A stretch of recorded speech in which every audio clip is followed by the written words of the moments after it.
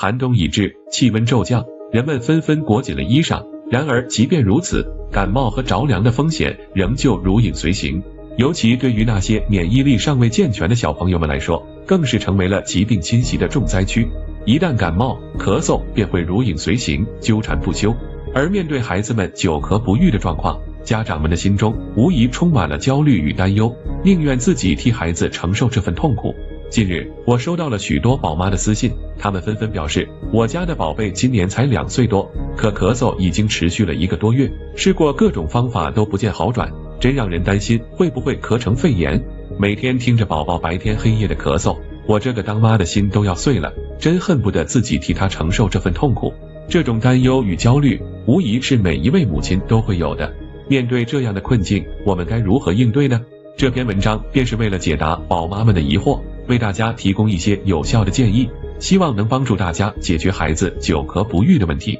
让我们一起为孩子们的健康护航，度过一个温暖而健康的冬天吧。咳嗽会发展成肺炎吗？其实，咳嗽和肺炎的性质是完全不相同的，所以若是孩子仅只是咳嗽，那么就不会咳成肺炎。但若是因为感冒等疾病没有处理，或者是处理不得当，随着疾病的不断加重，细菌和病毒感染孩子的肺部，那么就有可能会发展为肺炎。选择食疗汤之前，需要判断孩子的咳嗽类型。从中医的角度上来讲，5脏6腑都有可能会引起咳嗽出现，而且《黄帝内经》当中也有提到过5脏6腑皆令人咳，非独肺也。孩子肺气不足，在遇到气温变化、早晚温差比较大的季节，孩子一般会因为不懂增添衣物而导致生病出现。除此之外，小儿脾肠不足，在饮食方面若是不加注意的话，比如不节制、不规律、积食等问题，那么就会容易导致脾湿健运、生湿生痰。从中医的角度上来言，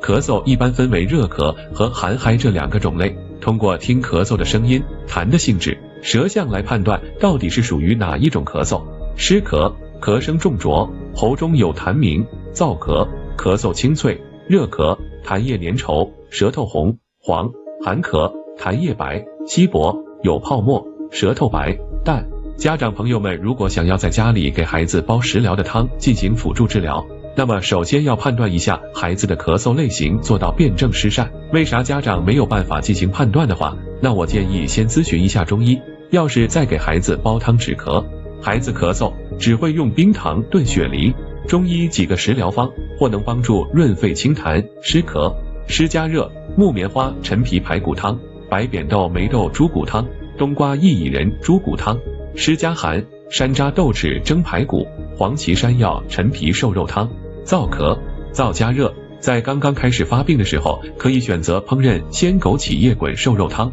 罗汉果泡水等；在疾病的中后期，可以选择沙参麦冬玉竹瘦肉汤、海底椰无花果炖瘦肉汤。燥加寒：太子参黄芪、枸杞子红枣瘦肉汤、虫草花桂圆山药瘦肉汤。结语：宝妈们看完这篇文章之后，不知道大家心里焦急的心情有没有舒缓一些呢？当孩子出现咳嗽问题时，一定要先找准病因，不要随意的去用药，必要时也要带上宝宝去医院进行专业的检查，根据医生专业的意见，让我们给孩子保驾护航。